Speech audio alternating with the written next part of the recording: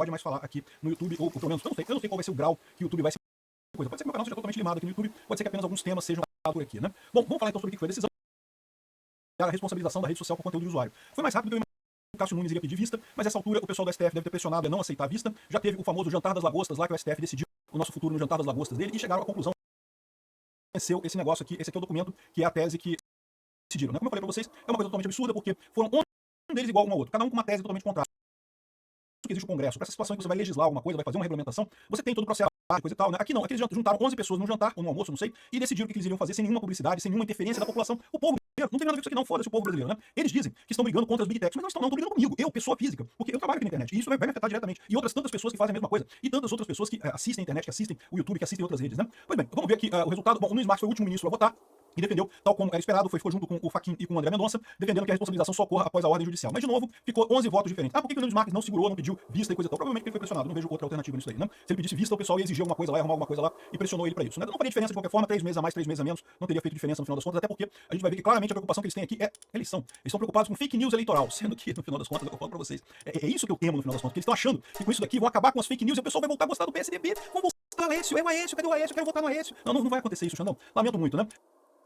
Então tá aqui, ó, responsabilidade das redes sociais. Entendo que o STF decidiu o julgamento, tem a descrição aqui, mas eu prefiro ler diretamente no voto exatamente o que aconteceu, né? Tá aqui o artigo 19 do Marco Civil da Internet, que é o que vale hoje, né? O STF tá colocando essa coisa como, não tinha que regulamentar, nada é sem lei. Sendo que já tem a lei, tá aqui, ó, o artigo 19 da Internet já é a lei, não tem lei. Já tem, então, o artigo 19, vocês estão substituindo a regulamentação. Aliás, é uma coisa muito curiosa, você vê aqui a tese deles, olha só. Eles dizem logo aqui no item 2 aqui, ó, enquanto não sobrevier nova legislação, o artigo 19 deve ser interpretado de forma que agora, o que acontece se o Congresso vai aprovar uma outra lei que é exatamente a mesma coisa do Marco Civil da Internet? Isso trouxe que cai, né? Porque enquanto vier nova legislação, a legislação já tinha. Né? Por que essa legislação, né? Enfim, vamos entender aqui o que está querendo dizer. Lembra que o que a gente intuito de assegurar a liberdade de expressão, ou seja, o Marco Civil da Internet, com todos os seus defeitos, tinha o dom de justamente preservar a liberdade de expressão, dizia que as aplicações de internet somente poderão ser responsabilizadas decorrente de conteúdo gerado por terceiros, se após ordem judicial específica não tomar providências para eliminar aquele conteúdo, né? E não podia eliminar usuário, só conteúdo, ou seja, esse caso aqui é o caso que protege a liberdade de expressão, é o que a gente tinha aqui, né? Pois bem, a tese que venceu, a tese que eles acordaram, a tese do almoço, a tese da lagosta, entendeu? Juntou um monte de gente rica, um monte de homem branco rico numa mesa com lagostas e decidiram como é que nós brasileiros vamos viver aqui sem a gente votar, se a gente eleger essas pessoas, se a gente tem direito de dizer sim ou não a isso. Tá aqui, ó, o artigo 19 da lei 12.965, que exige ordem judicial específica para responsabilização civil do provedor de internet, é parcialmente inconstitucional. Há um estado de omissão parcial que decorre do fato de que a regra geral do artigo 19 não confere proteção suficiente a bens jurídicos constitucionais de alta relevância. Peraí, mas isso tem que ser determinado pelo legislador, pelo povo brasileiro. Você não pode dizer o que é um bem jurídico de alta relevância ou não, né?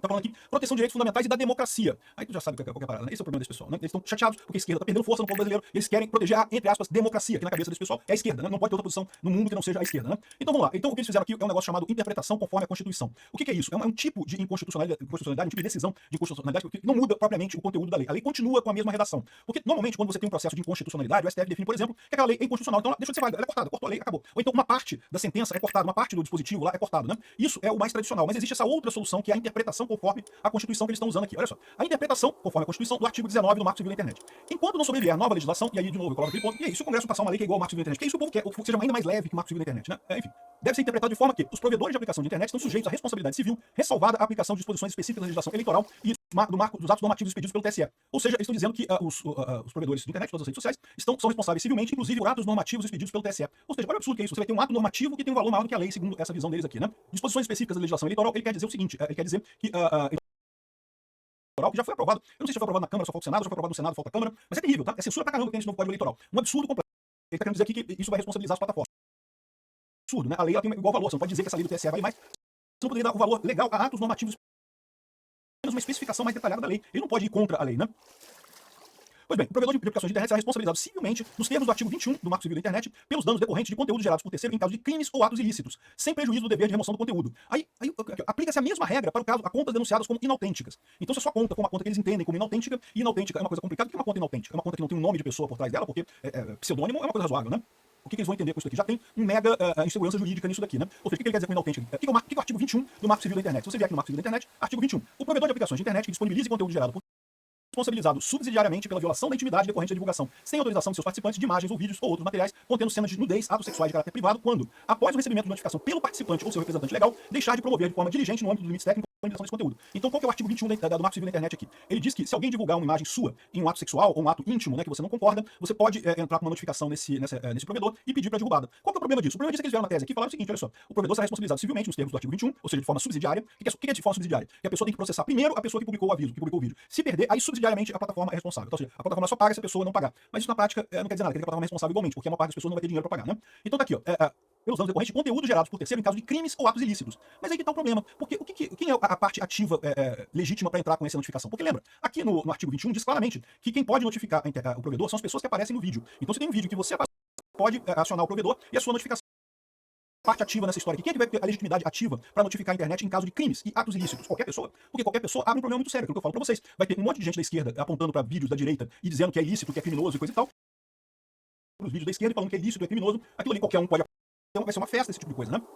Sem prejuízo do dever de remover o mesmo caso, a mesma regra, nos casos de contas denunciadas como inautênticas. Ou seja, alguém denunciar sua conta como inautêntica, dizendo que ela não é ligada a uma pessoa, você pode ser. Eu não sei o que é inautêntico, o que é uma conta inautêntica? Isso não faz sentido, né? Ou seja, estou dizendo que você tem que apagar contas inautênticas. O que eles querem dizer com isso, ninguém sabe. É uma insegurança. Aqui, ó, nas hipóteses dos crimes contra a honra, aplica-se o artigo 19 do Marco Civil da Internet. Então, menos mal nisso daqui. Porque uma das coisas que eles falam é que crimes, né? E lembra, os crimes contra a honra são crimes, né? Mas isso daqui é o fato geral e esse aqui é o fato específico. Então, no caso, aplica o artigo 19, o que quer dizer que a pessoa precisa ter uma ordem judicial para derrubar o seu conteúdo. Isso é bom. Ou melhor, é menos mal. Porque pelo menos, nesse caso, de alguém se sentir ofendido ou insultado ou alguma coisa assim, não vai poder derrubar o seu canal diretamente nisso daqui, né? Agora, porém, contudo, entretanto, todavia, em se tratando de sucessivas replicações de fato ofensivo já conhecido por decisão judicial, todos com conteúdos idênticos, independente de novas decisões judiciais a partir da notificação judicial ou extrajudicial. O que é um absurdo, porque isso aqui você leva um problema. Você não lembra que no Marco Civil da Internet ele fala aqui especificamente exatamente qual é o conteúdo, né? Ele tem que dizer é o URL tal, é o vídeo tal que está com problema. Agora ele está dizendo aqui que qualquer coisa que tenha a mesma removido, senão a plataforma vai ser responsável. Pensa, quando tem, por exemplo, alguém dizendo que a Erika Hilton contratou maquiadores com dinheiro público, né? Ela disse que é fake news. Vamos supor que ela ganha essa ação na justiça. Mas as pessoas fizeram meme com isso, fizeram uma mensagem com isso, fizeram outra coisa. Cada um fez de um jeito. Como é que a plataforma vai saber que tudo isso corresponde à mesma história do maquiador da Erika Hilton que teria feito alguma coisa errada, né? É uma coisa impossível. Tecnicamente não tem saída isso daqui, né? Agora, presunção de responsabilidade. Fica estabelecida a presunção de responsabilidade dos provedores em caso de conteúdos ilícitos. Quando se tratar de anúncios e impulsionamentos pagos, rede artificial de distribuição, chatbot ou robôs. E aí é uma coisa que não dá pra entender, porque rede artificial de distribuição. O que eles querem dizer com isso? O YouTube, depois que você vê um vídeo, ele sugere pra você outros vídeos. Isso é uma rede de distribuição, você vê com inteligência artificial. Né? E nessa hipótese, o YouTube vai ser responsável por qualquer coisa que ele solicitar pra você. Ele vai passar de ninguém para ninguém, porque isso é um risco enorme agora, né?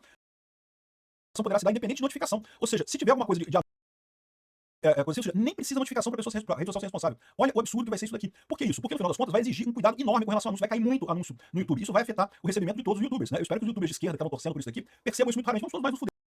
Mas esse pessoal, isso aqui vai ser uma facada no final das contas, né? Aqui, ó. Deturpação massiva de conteúdos ilícitos graves. Condutas e atos antidemocráticos que se amoldem aos tipos. Caramba, bicho, olha só como é que é uma coisa aberta, né? Conteúdos e atos um ato antidemocrático. Criticar o STF, você pode. Não pode criticar o STF. Não pode chamar o Xandão de piroca, de cabeça de piroca. Não pode. Você tá um ato antidemocrático. Não dizem que é uma coisa, a conduta típica, tá? Não é a conduta típica que eles estão falando aqui, não. É casos que se amoldem àqueles 359 letrinha, que é a antiga lei de segurança nacional. Cara, olha absurdo, bicho. Isso aqui seria o sonho dos militares, cara. Os milicos, a ditadura militar brasileira adoraria ter uma lei como essa aqui. Cara, o AI-5 é fichinha perto disso. AI-5 é peido, de perto dessa diarreia de merda que é isso aqui, cara. Aqui, ó. É a indisponibilização imediata de conteúdo que configurem práticas de crimes graves no seguinte rol taxativo. Bom, pelo menos é um rol taxativo, tá? Ou seja, são só.